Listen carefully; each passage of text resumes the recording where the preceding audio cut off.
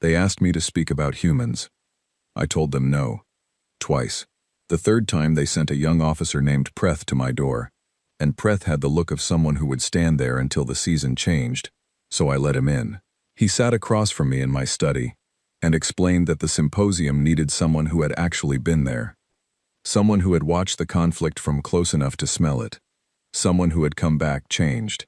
I told him every veteran came back changed.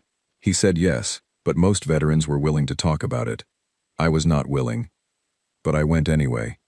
And now I am standing in this hall, looking at 200 faces that have never seen a human in a state of war, and I am trying to decide where to begin. I will begin with what I knew before I saw anything. I knew the numbers. Every officer in the HFY fleet knew the numbers. Humans were a single-species civilization on one primary world, with a handful of colony systems. Their ships were smaller than ours. Their weapons were comparable to what the Veth had been using 3 generations ago.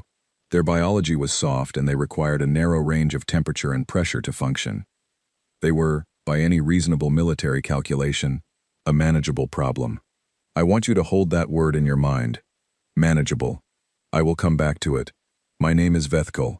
I served as a fleet historian, attached to the HFY 3rd Expeditionary Command for 11 years.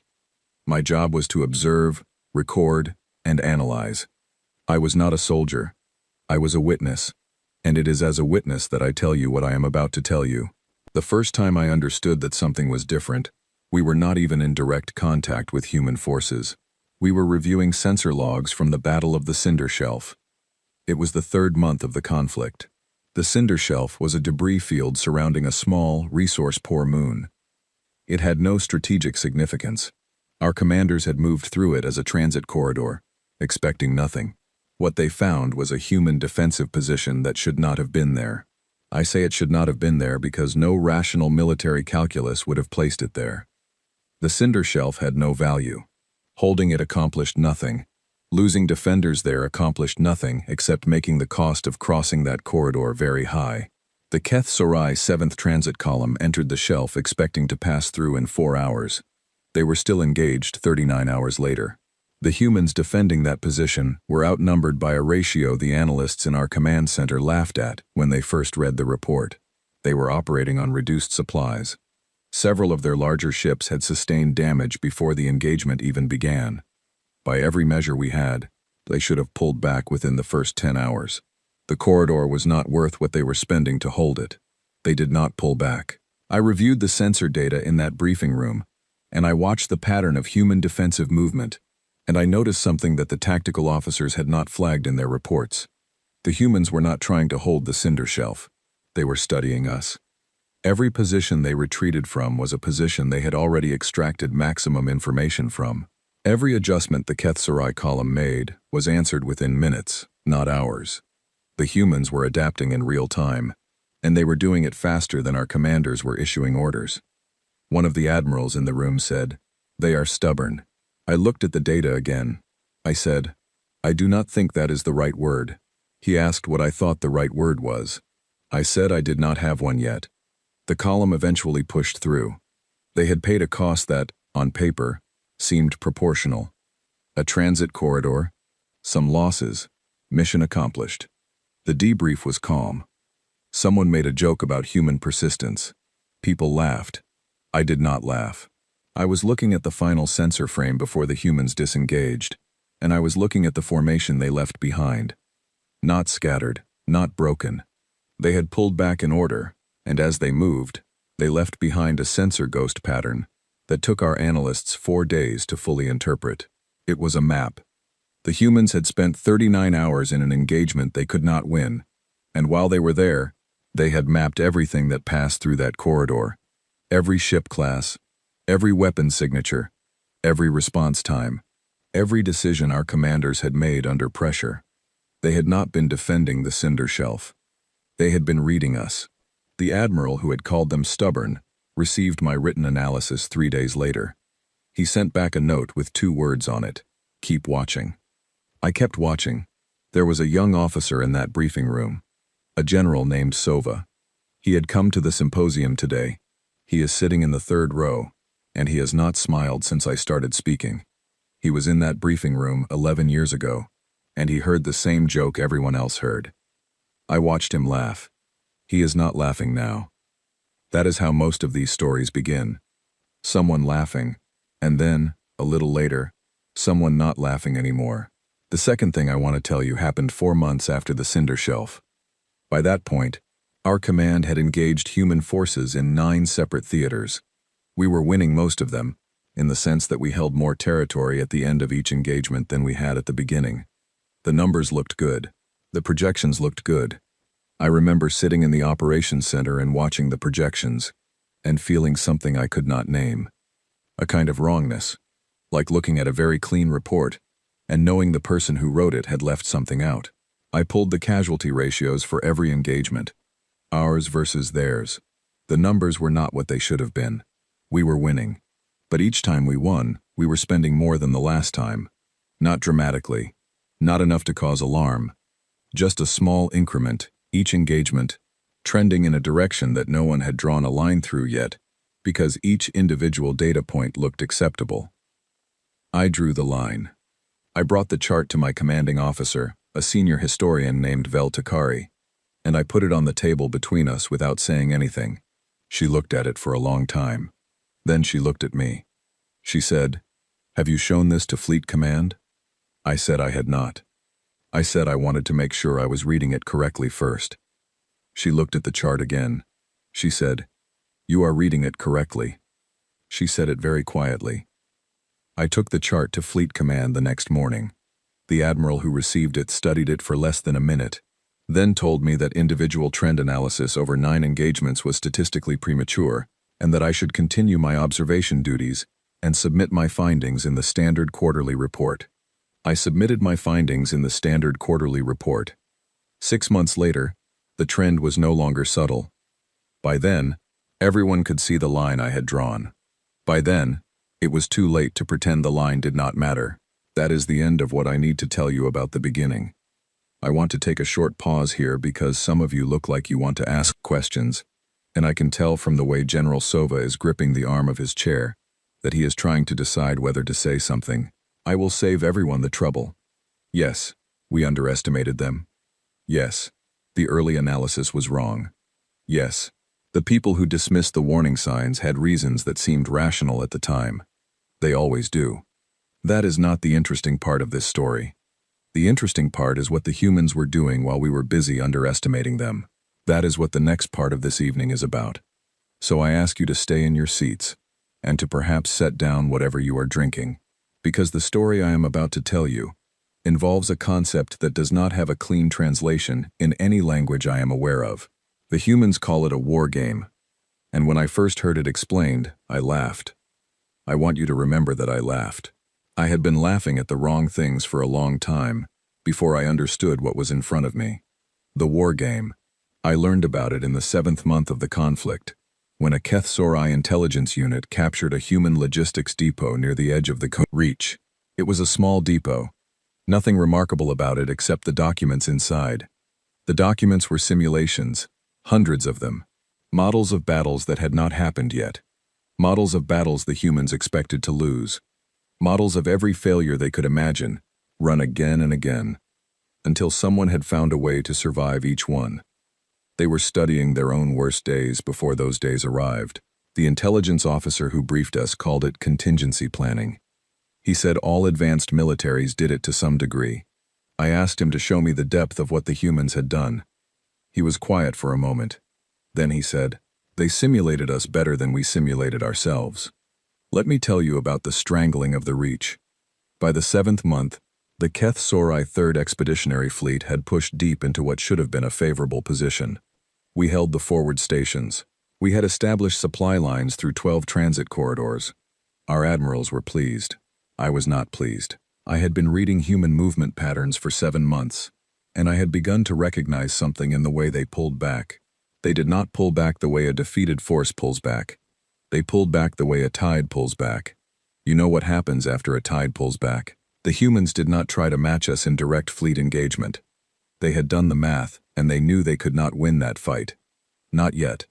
And so they did not take it. Instead, 47 separate operations began within a single standard week, spread across 12 transit corridors and 3 supply staging areas.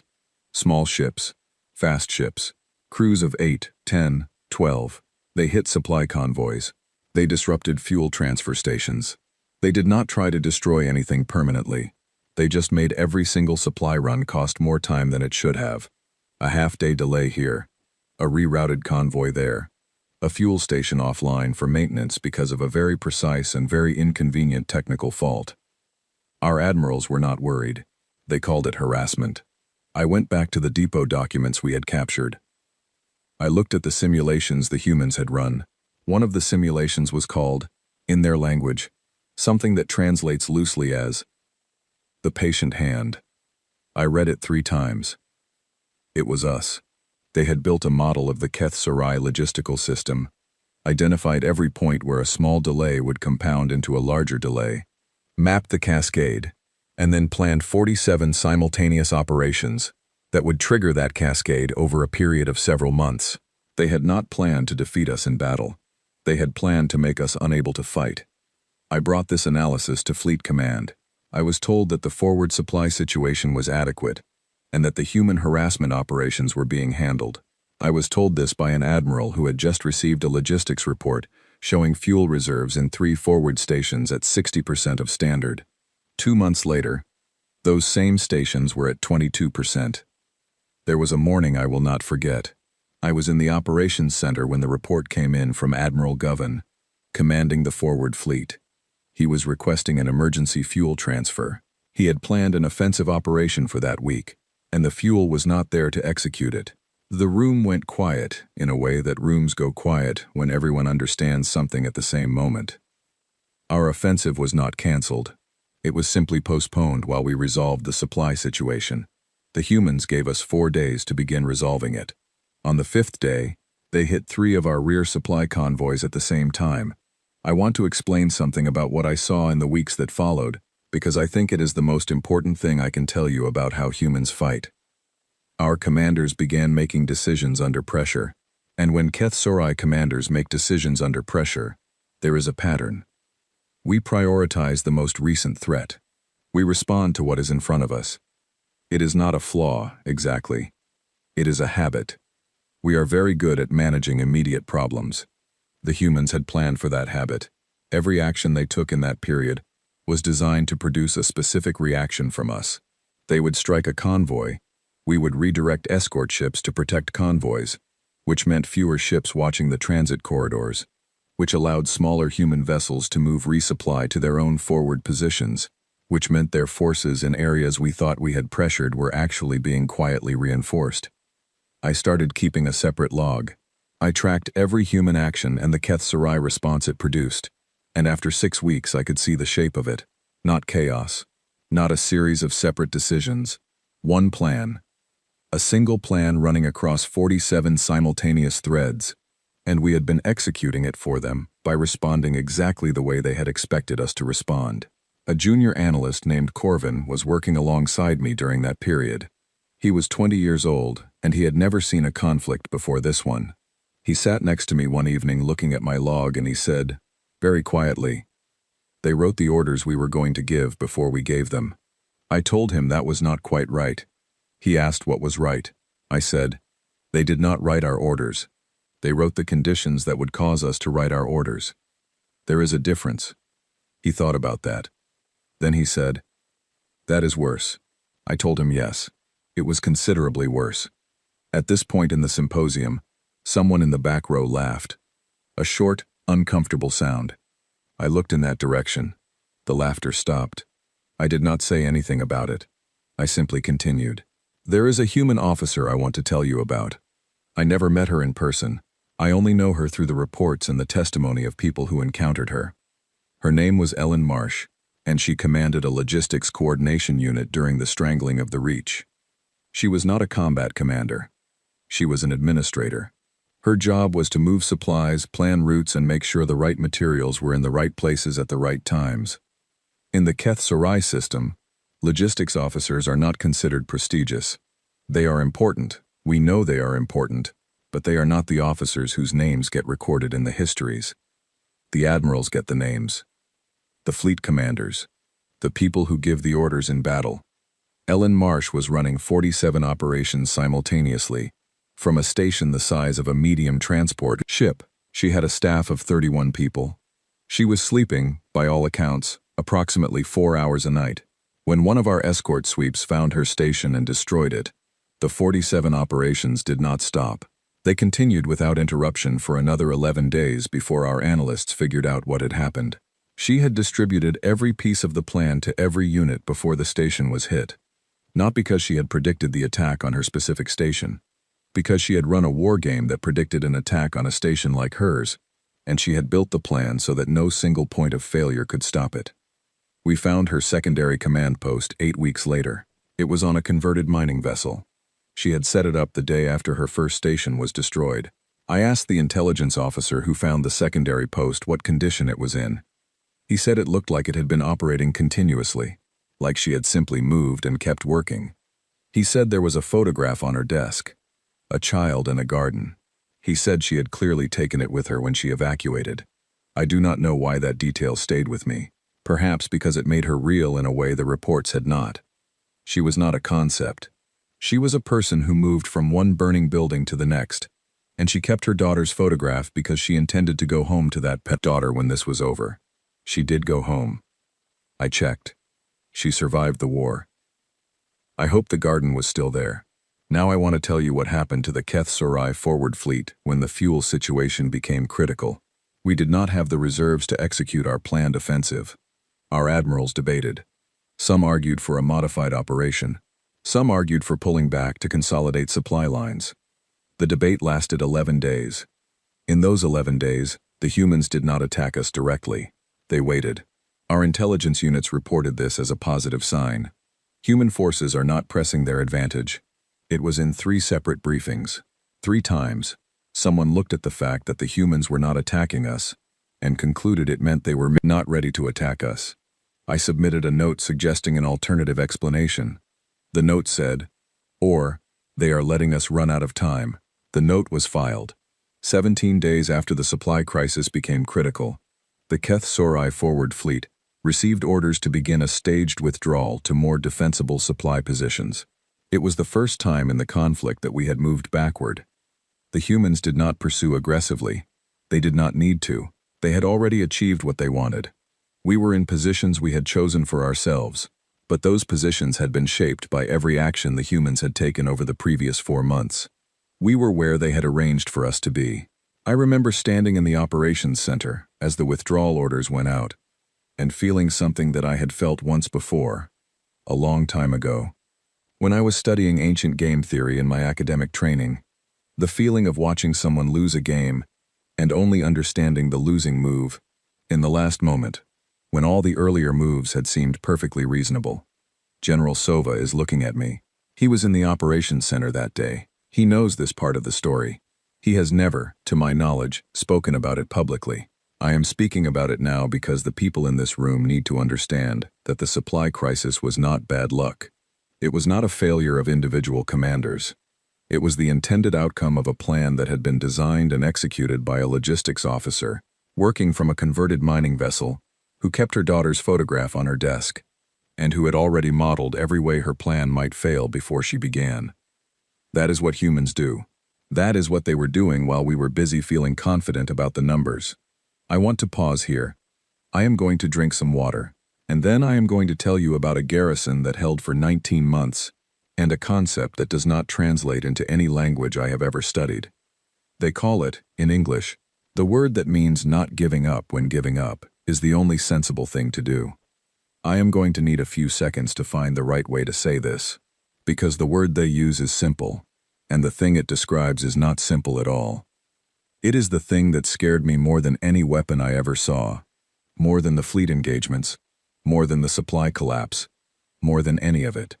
Stay with me. The garrison at Heron Station had been cut off for 11 days before anyone on our side confirmed it was intentional. The initial assessment was a communication disruption, then a navigation hazard, then a temporary blockade pending strategic review. There were 3 separate internal memos from 3 separate departments, each explaining the isolation of Heron Station in terms that sounded temporary. I read all 3 memos. I also read the operational order that had caused the isolation. The order was not temporary. It was designed to last. The HFY command had decided that cutting off Heron Station and waiting for its garrison to surrender was more efficient than a direct assault. The garrison was not large. The station had limited supplies.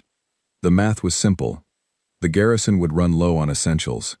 The humans inside would assess the situation. They would recognize that resistance was no longer viable.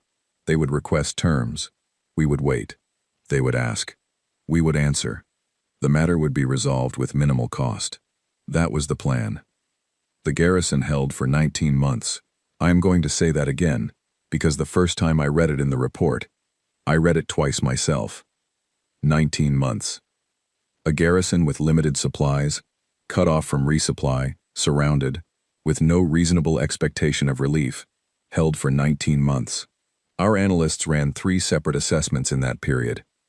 Each one concluded that the garrison's capacity to continue resistance had reached its limit. Each one was wrong.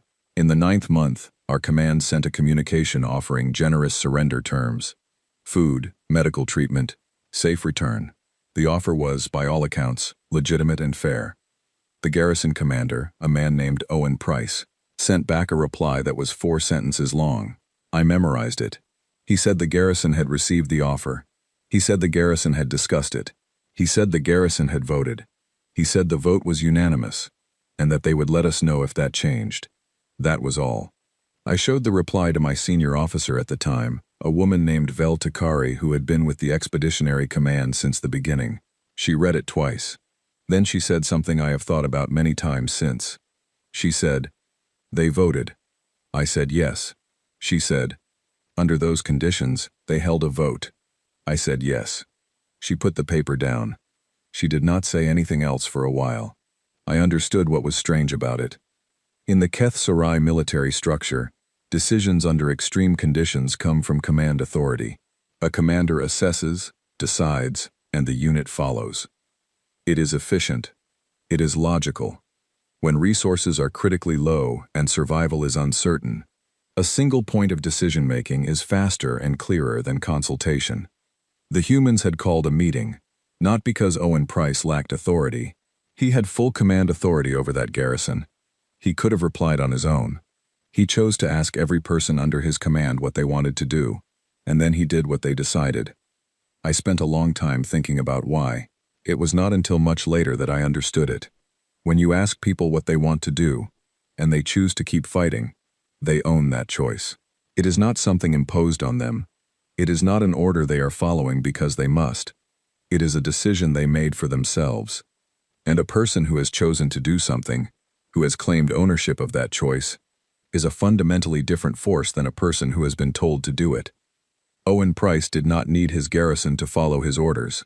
He needed his garrison to want what he wanted. There is a difference. It took me 11 months of observing humans before I understood what that difference meant in practical terms. In the 12th month, our command reduced the offer. The terms were no longer as generous. The logic was that continued resistance would eventually break under increasing pressure, and a garrison that had held out 12 months would understand that the offer was now lower because it had earned less consideration. Owen Price did not reply for 6 days. When he replied, he said the garrison appreciated the update. That was all. In the 14th month, the garrison began producing food from internal hydroponic systems that our analysts had assessed as decorative when they had last reviewed the station's schematics. The analysts had not looked closely enough. The systems were not decorative. They had been quietly expanded over several months using materials the garrison had listed in maintenance requisitions. The garrison was not running out of food. It had been preparing not to run out of food since approximately the 3rd month of the isolation. I want you to think about that for a moment. In the 3rd month, with 11 or 12 months of isolation still ahead of them, people with limited resources and no certainty of relief were already planting crops. Not because they knew they would hold for 19 months, because they intended to. There is a woman I want to tell you about. Her name was Carol Yates. She was not the garrison commander. She was a maintenance technician. She was 26 years old. She was the one who had converted the hydroponic systems. She was also the person our intelligence unit captured in the 16th month during a very brief and very controlled engagement near the outer docking ring. She was brought to an intelligence processing facility. She was not treated poorly. I want to be clear about that because it is relevant to what happened next. She was given food, medical attention for a minor injury, and appropriate accommodation. She answered every question she was asked. She was cooperative, calm, and very specific in her answers. She told us about the garrison's supply situation, the condition of their equipment, the morale of the personnel. She answered technical questions about the hydroponic systems she had built. She described the station layout in detail that matched our existing schematics, and corrected 3 points where our schematics were wrong. Our intelligence officers were very pleased with her cooperation. What they did not realize, for approximately 3 weeks, was that Carol Yates was asking just as many questions as she was answering. Not directly, not in ways that triggered any of our standard protocols for identifying intelligence collection behavior. She asked about the food they served her. She asked about the facility's environmental systems. She made small observations about the other personnel she saw during brief transfers. She asked a guard, in a tone of idle curiosity, whether the shift schedules rotated weekly or monthly. She was answering our questions. She was also mapping the facility.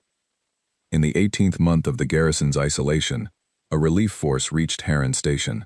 They came in from an angle our defensive positioning did not cover, using information about the Keth Sarai patrol patterns around the station that our analysts determined had been passed through a communication channel we had not identified. We determined later that the channel was Carol Yates. She had spent 2 months in our intelligence facility being cooperative, courteous, and very, very observant. When the relief force needed to know where the gaps in our patrol coverage were, she already knew. She had been building that knowledge from the day she arrived. The relief reached Heron Station. Owen Price acknowledged the relief, submitted a status report, and then held another meeting. He asked his garrison what they needed. Not what they had endured. Not what they deserved. What they needed. Present tense. Moving forward. I read that report 4 times. I am not a soldier. I have never been a soldier. But I have spent my life studying how groups of beings behave under extreme conditions. And I want to tell you that what happened at Heron Station does not match any pattern I had been trained to analyze. Every model of prolonged resistance I had ever studied included a degradation curve, extended isolation, limited resources, and sustained pressure, produce a predictable pattern of behavioral change in any group. Resolution gives way to uncertainty. Uncertainty gives way to fear. Fear eventually affects decision-making. The garrison at Heron showed none of those patterns. Their decision-making in the 19th month was, by all measurable indicators, as clear as it had been in the first month. I asked a captured human officer to explain this to me. Later, after the conflict had ended, I asked him how a group of beings maintained that kind of cohesion under conditions that should have broken it. He thought about it for a while. Then he said, "When people choose to stay, they don't spend energy deciding whether to leave. They already decided. So all the energy goes somewhere else." I asked him where it goes. He said, "Into the problem in front of them." He said it like it was obvious. It is obvious, I think, if you are human. It is not obvious if you are not. General Sova is very still right now. I am aware that several people in this room have stopped writing notes. I take that as an indication that what I am saying is reaching them, which is the purpose of being here. I have one more story from this period before I move to the final phase of the conflict. It is a short one, but I think it is the most important small detail I can give you. In the 17th month of the Heron isolation, our analysts reviewed the garrison's outgoing communication logs from before the cutoff. Standard procedure, looking for anything that might have warned them, anything they might have prepared. They found nothing unusual, but one of the junior analysts noticed something. In the weeks before the cutoff began, Owen Price had filed 8 routine maintenance requests. All approved, all minor. Parts for environmental systems, replacement filters, calibration equipment. The analyst cross-referenced those requests against what the garrison had actually used during the 19 months. 6 of the 8 requests were for materials that had been quietly repurposed into the hydroponic expansion. Owen Price had filed routine maintenance paperwork to build his garrison's food supply. Before the blockade started, he had seen it coming. Not specifically, not the date, not the exact shape of it, but he had understood, at some point before it happened, that his station was the kind of station that might get isolated, and he had spent the weeks before it happened making quiet preparations. The analyst who found this sat in my office for a long time looking at the report. She was young. She had joined the Expeditionary Command 6 months into the conflict. She had grown up hearing that humans were a manageable problem. He made it so there was no moment where they had to decide if it was worth continuing. They always had enough to continue. I said yes, she said. That was on purpose. I said yes. She looked at me. How do you fight someone who does that? I did not answer her.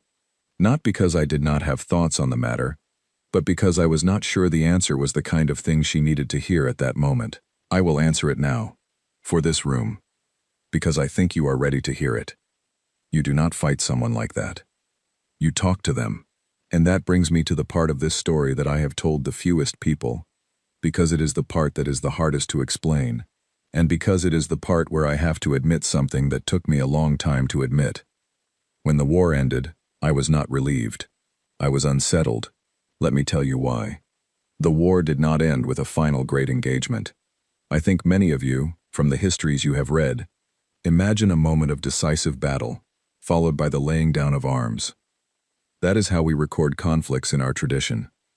The turning point, the final action, the terms. The end of the human conflict was not like that. It was a process. By the 17th month of the total conflict, the HFY command had reached a position it did not like to name out loud. We were not defeated in the sense that our forces were broken, or our territory had been taken. We still held significant positions. Our fleet was diminished but intact. Our command structure was functioning, but we could not advance. Every time our admirals planned an offensive operation, the resource calculation came back wrong. The cost of the next move was always higher than the expected gain. The humans had done something to the geometry of the conflict. They had made progress expensive in a way it had not been at the beginning, and they had done it so gradually and so carefully that there was no single moment where we could point and say, "This is where it changed." It had changed everywhere. All at once. Over months. I was in the room when the senior command discussed the option of negotiation. I was there as an observer, as I always was. I did not speak unless asked. Admiral Dorvac, who commanded the entire expeditionary force, said a thing I will repeat exactly, because I wrote it down as he said it. He said, "We are not losing, but we are not going to win. And the longer we continue, the less we will have when this is over." That was the military assessment. Not a defeat, a calculation. The humans were willing to negotiate. We learned this through a third-party channel, a neutral diplomatic service that both sides had used for non-combat communication throughout the conflict. The humans had indicated, through that channel, that they believed a negotiated resolution was possible, and that they were prepared to discuss terms. Our analysts spent 2 weeks preparing for the worst. Punitive reparations, loss of territory, restrictions on fleet development. These were the terms that made sense, from a strategic standpoint, for a side that had successfully reversed a larger force's advance and pushed it into an unwinnable position. The summit was held on a neutral station. I attended as part of the historical observer delegation. I was not in the negotiating room, but I had access to the records. The human delegation was led by a senior diplomat named Charles Quinn. I want to describe him because I think the description matters. He was older. He had a quiet manner. He did not speak quickly or dramatically. He brought a small staff and very organized notes. He began the first session by stating, clearly and without ceremony, that the human government wished to resolve the conflict and that it had prepared a draft framework for discussion. The HFY delegation received the framework. They read it. Then several of them read it again. The framework was not punitive. It addressed territorial boundaries in terms that reflected the pre-conflict status with minor adjustments. It addressed compensation for specific categories of loss. It included a mechanism for future disputes that did not involve direct conflict. It was structured for stability, for a future where both sides could function, and neither side would be nursing a wound that would eventually reopen. One of our senior diplomats, a woman named Tevith, asked Charles Quinn directly why the framework was designed this way. He said, "Because we know what it costs to rebuild. We have done it enough times to know that what we take in a settlement we spend twice over in the generation that comes after." Tevath looked at him for a moment. Then she said, "You had the leverage to demand more." He said, "Yes." She said, "You chose not to," he said. "We chose not to." That was the whole conversation. 4 sentences. But I have written it out in full because I think the 4 sentences contain something important. He did not say they were being generous. He did not frame it as mercy or restraint or moral superiority. He said they had done the math on what punitive settlements cost in the long run, and the math said this framework was better. They were not being kind. They were being efficient. I have thought about the difference between those two things for a very long time.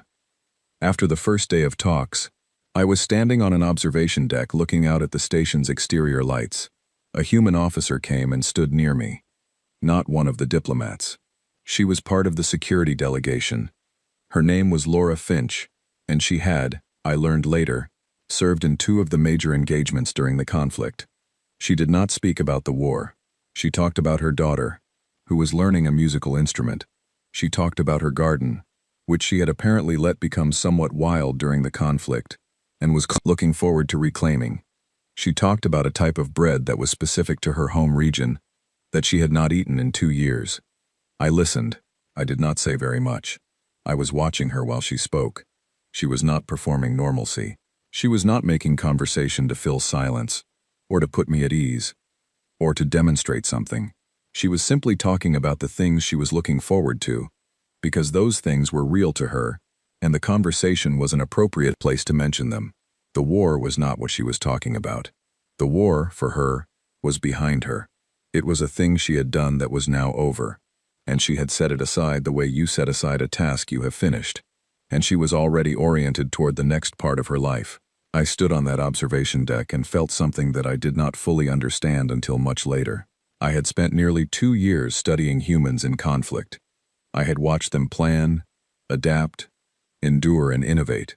I had watched them do things that no model in my training had predicted. I had developed a considerable and specific respect for what they were capable of when pushed.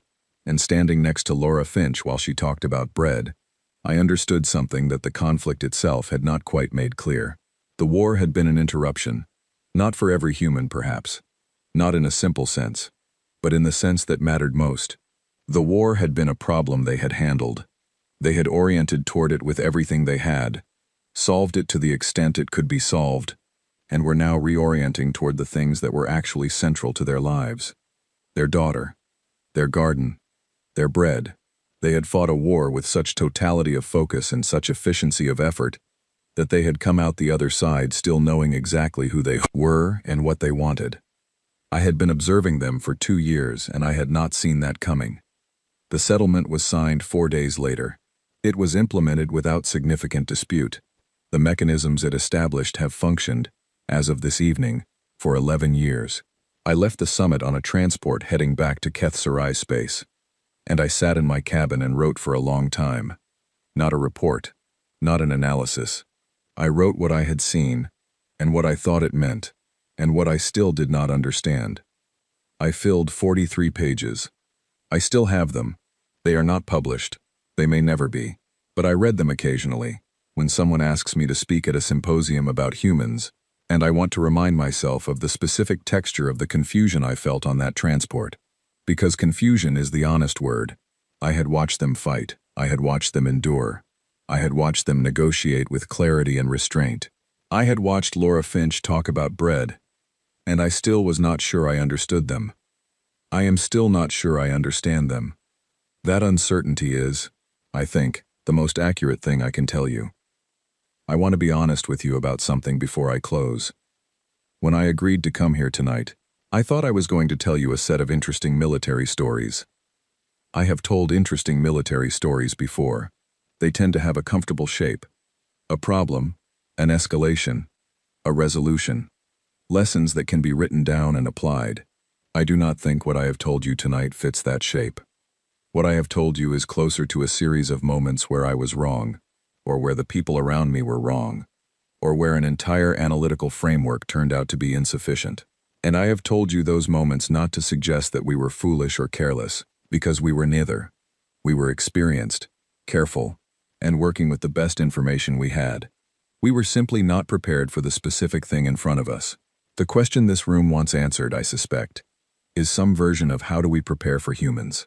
What do we do with this information? How do we adjust our models, our strategies, our understanding of risk? I am going to give you an answer, but it is not the answer most of you are hoping for. The answer is not a military adjustment. The answer is a perceptual one. You need to stop thinking about humans as a problem to be managed. I know that framing is comfortable.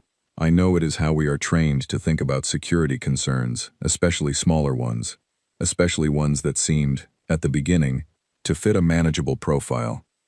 But the thing I watched happen over 2 years is that humans do not behave like a problem to be managed. They behave like a civilization that has already survived itself.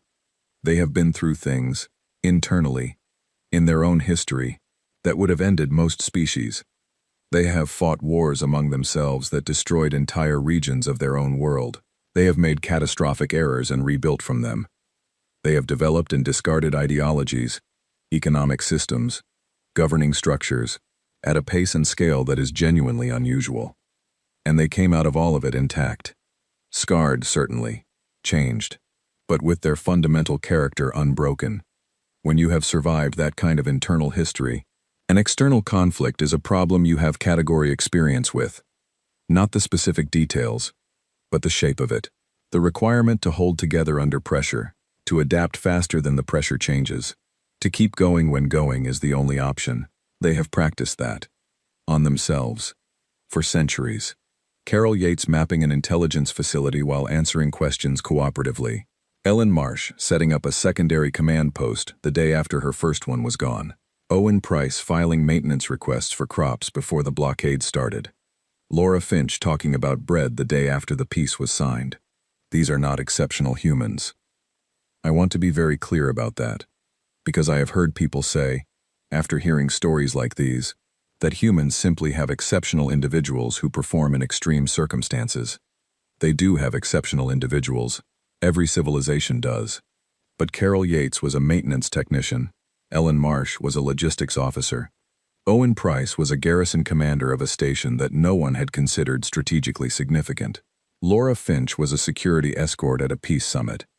They were, by every measure, ordinary. The things they did were not ordinary, and the gap between those two statements is the thing I want to leave you with tonight. Because if exceptional actions were performed only by exceptional people, you could account for them. You could identify the exceptional people and factor them in. But when ordinary people perform in ways that your models classify as exceptional, your models are wrong. Not wrong in a specific place that can be corrected. Wrong in the underlying assumption. The underlying assumption that brought us into that conflict was that humans were a manageable problem, because the numbers said so. The numbers were not measuring the right things. General Sova, I know you are still in this room. I know you remember the operations center when the withdrawal orders went out. I know you remember what it felt like to look at a map that you had believed was in your favor, and understand, in a single moment, that it had not been in your favor for a very long time. I am not telling this room that story to embarrass you.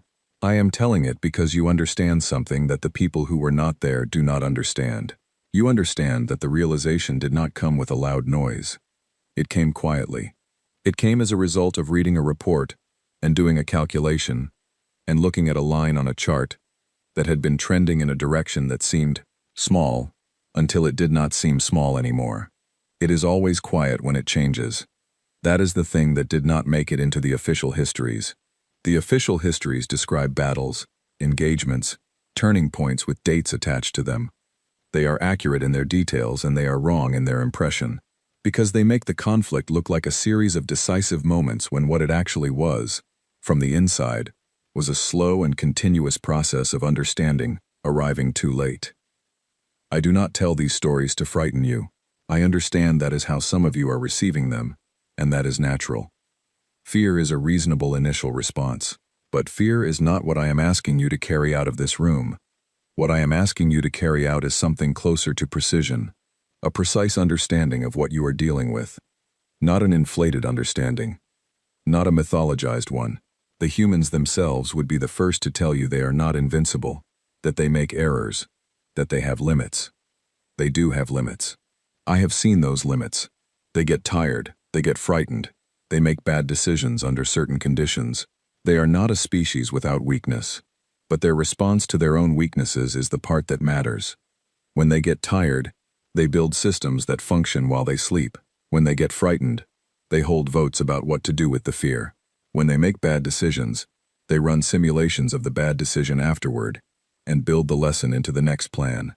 They do not hide from their own failures. They study them. That is not invincibility. That is something more practical and more durable than invincibility. That is competence as a habit. I have one last thing to say, and then I will thank you for your time and sit down. On the transport home from the Peace Summit, I shared a meal with a human named Patrick Grove. He was a junior member of the diplomatic staff, young, not yet 30. He had been included on the delegation as a note-taker and had spent most of the summit sitting quietly and writing things down. I asked him what he thought about the settlement. He said he thought it was a good outcome, considering everything. I asked him what he thought considering everything meant. He thought about it. He said, "We came in, we did what we had to do, and we came out with something stable. That's the best you can hope for." I asked him what he was going to do when he returned home. He said he was going to visit his father, who had a farm in a northern region. He said he had promised his father he would come home and help with a particular seasonal task that he had missed the previous 2 years. He described the task. It was not interesting. It was exactly the kind of quiet, ordinary thing that exists in every civilization. He was looking forward to it. I thought about that for a long time on the rest of the trip. I thought about it in the weeks after. I think about it still. A young man who had spent 2 years in the middle of an interstellar conflict was going home to help his father with a farm task.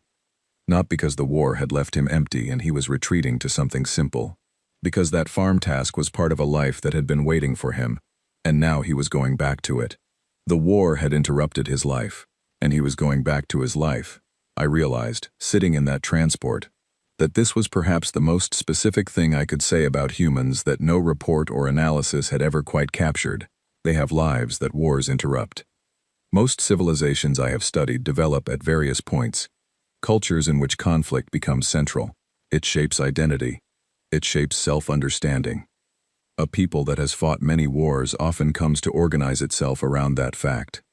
The war becomes part of who they are. Humans have fought more wars than any civilization I have encountered, by a significant measure. Their history is dense with conflict in a way that is genuinely startling when you sit down and read it. And yet, Patrick Grove was going home to help his father with a farm task. Laura Finch was going home to her garden. Carol Yates, if I had been able to ask her, would probably have told me something similar. The wars had not become who they were. The wars were things they had done. The farm and the garden and whatever Carol Yates went home to. Those were who they were. I am not sure any other species I have encountered has managed to fight as much as humans have fought, and remain that clearly themselves on the other side of it. I do not know if that is a strength. I think it might be the most important strength, because a being who knows exactly who they are, when the pressure is at its highest, is a being you cannot break by applying pressure. You can hurt them. You can cost them. But you cannot reach in and take the thing they are protecting, because the thing they are protecting is not a territory or a resource. It is themselves. I said at the beginning of this evening that I wanted to explain the word manageable. I told you I would come back to it. This is me coming back to it. Humans are not a manageable problem. That framing will lead you to the same place it led the Keth Sarai III Expeditionary Command. It will lead you to look at the numbers, feel confident about the numbers, and fail to measure the things the numbers do not capture. Humans are a peer civilization. Managing a peer is not possible. Relating to a peer is. What that means, in practical terms, is not something I can tell you in a single evening. It is a longer conversation. It is, I suspect, a conversation that will take generations to have properly, but it begins here, with understanding what you are actually dealing with. Not a stubborn species, not a lucky one, not a surprisingly resilient one, A species that has survived everything it has ever faced, including itself, and come out the other side still knowing what a garden is for. I hope you will think carefully about what to do with that. Thank you for listening.